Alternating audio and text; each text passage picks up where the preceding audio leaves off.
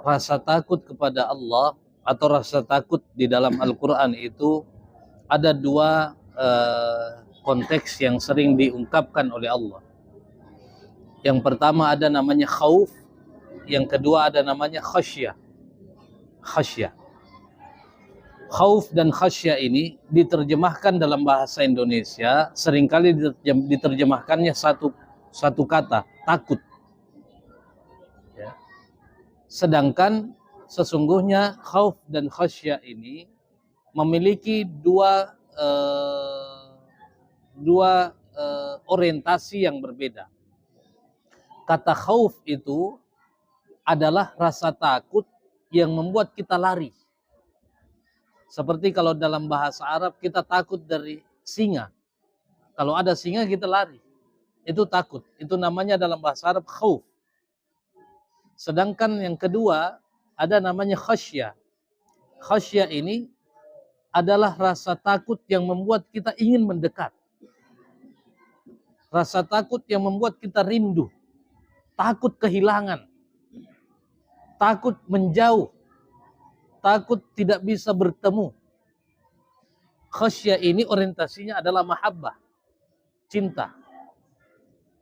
Makanya di dalam Al-Quran dikatakan oleh Allah, orang yang paling takut kepada Allah adalah orang yang berilmu. Innama yakhsyallaha min ibadihi al-ulama. Sebab orang berilmu semakin tinggi ilmunya, semakin dia takut kehilangan Allah. Semakin dia paham Allah, semakin dia khawatir menjauh dari Allah. Nah, berkaitan dengan Allah, al-khauf ini berarti di dalam Al-Quran orientasinya adalah takut terhadap azab Allah yang membuat kita menjauhi semua yang dilarang oleh Allah. Itu khauf. Dan yang kedua, takut al-khasyah, takut kepada Allah yang membuat kita ingin selalu membersamai Allah sehingga menjawab atau mengindahkan semua yang diperintahkan. Nah, dua orientasi takut ini sama-sama menjadi nilai penting dalam nilai-nilai keimanan kita kepada Allah Tabaraka wa Ta'ala. Maka itu kata khasyah tadi itulah yang orientasinya adalah mahabbah. Ya, orientasinya adalah cinta. Iya betul. Dalam tasawuf mengidentikan kepada cinta. Tetapi orang yang menduduki kedudukan tertentu dalam tingkatan cinta kepada Allah itu pasti akan merasakan ketakutan. Sama halnya misalnya ada orang menikah dengan istri yang cantik sekali misalnya. Mungkin tidak ada yang kalah cantik di daerahnya. Maka cintanya dia itu akan membuat dia menjaga istri ini jangan sampai hilang. Dia takut kehilangannya. Bahkan mungkin saking cintanya itu setiap menit ditelepon, ada jikit di rumah, jangan-jangan ada yang ngambil. Nah, rasa cinta itu akan mendatangkan kekhawatiran ketika kita berpisah, kekhawatiran ketika kita tidak bisa bertemu, atau bahkan kekhawatiran kita kehilangan dia. Itu yang dinamakan dengan al-khasyah. Dan al-khasyah ini bahagian turunan dari al-mahabbah. Kemudian yang kedua, ya di dalam awal-awal surah Al-Baqarah, ya ada orang yang innama nahnu muslihun. Dia menganggap kita ini adalah orang-orang yang sedang memperbaiki. Ya. Padahal kata Allah Subhanahu wa Ta'ala, dia bukan orang yang memperbaiki, bahkan dia adalah orang yang merusak. Apa maknanya? Maknanya adalah bahwa tingkatan yang paling awal atau level paling awal daripada dosa itu adalah kegelisahan. Itu level paling awal. Tetapi orang yang tidak tersadarkan pada level awal ini, maka dia akan melewati level itu, lalu mengarah kepada level yang lebih tinggi adalah menikmati dosa. Kalau sudah level paling tinggi ini, menikmati dosa, itu salah satu cara Allah untuk menghukum orang itu agar lebih berdosa.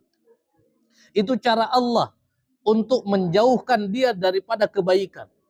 Makanya ada istilah di dalam Al-Quran namanya istidraj.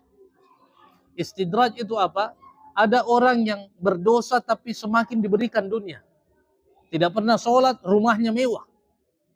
Tidak pernah membaca Al-Quran, mobilnya mewah. Ini kok kelihatannya dia tidak beriman, tapi hidupnya enak sekali. Di dalam konteks ini Allah mengatakan itu istidraj. Apa itu istidraj? Allah akan membuat dia terlena, semakin terlena dengan dosanya, sampai pada titik tertentu Allah menghukum dia karena dosa yang bertambah-bertambah itu. Karena ketika orang diberikan istidraj oleh Allah, berdosa tapi kelihatannya bahagia, itu caranya Allah untuk membenci orang itu. Itu caranya Allah untuk membenci orang itu. Sehingga Allah semakin mengulur kenikmatan-kenikmatan yang mengarahkan dia untuk semakin jauh dari Allah tabaraka wa ta'ala. Itu salah satu level yang perlu dikhawatirkan bagi orang yang sering berdosa.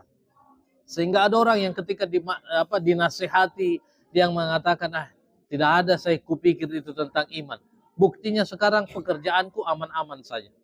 Saya tidak pernah sholat, tapi rasanya saya lancar-lancar semua urusanku. Saya sukses. Itu yang kata Allah Subhanahu wa taala, sanastadrijuhum min haitsu la ya'lamun.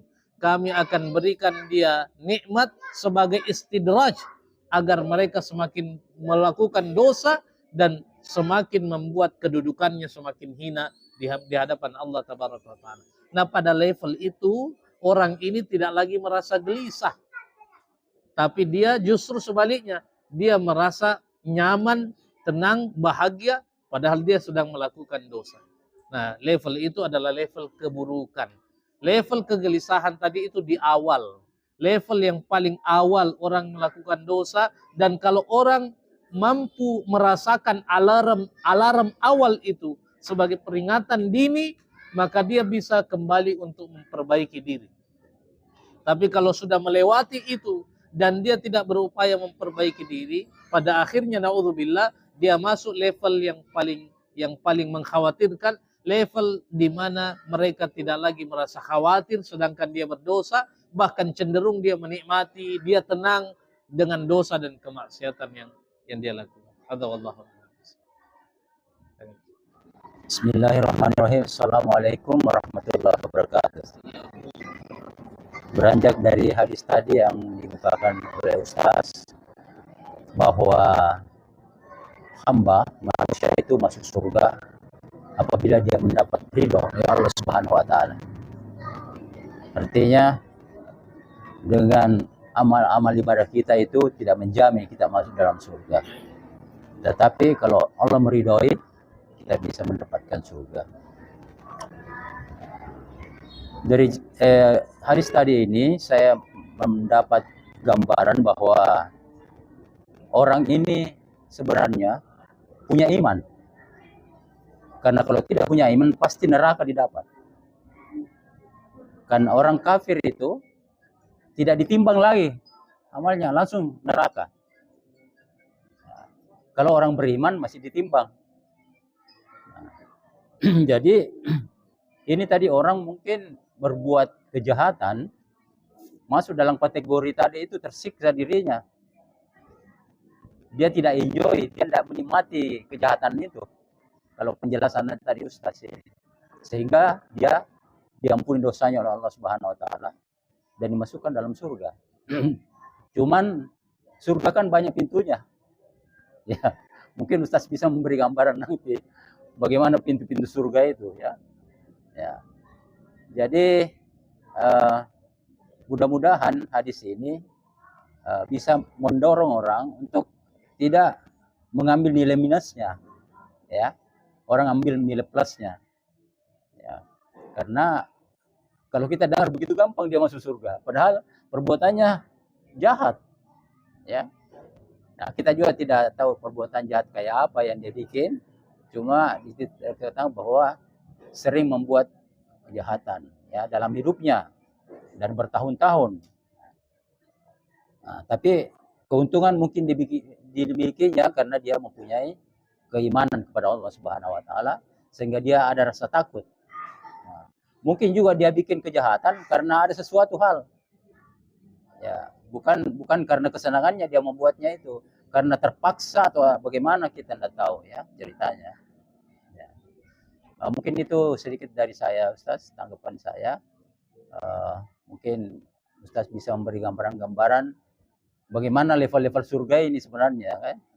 Ya, karena ada tingkatan-tingkatannya juga, mungkin bisa beri gambaran-gambaran. Terima kasih. Assalamualaikum warahmatullahi wabarakatuh. Bismillahirrahmanirrahim. Assalamualaikum warahmatullahi wabarakatuh. Saya masih menyambung pertanyaan rekan saya, Pak Ustaz.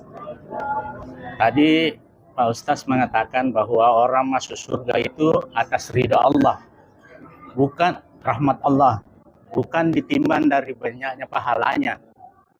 Jadi saya mempersingkat saja, apa tidak kontradiksi dengan kondisi yang ada sekarang? Rata-rata orang yang beriman, berpuasa, salat dan sebagainya, itu kan merindukan surga. Tapi ada kontradiksi dan bukan bahasa motivasi kepada umat kita bahwa bagaimanapun beribadah, beramal, kalau tidak ada rahmat dari Allah. Ini mungkin penjelasan Pak Ustaz, bagaimana yang dimaksud di sini. Terima kasih. Assalamualaikum.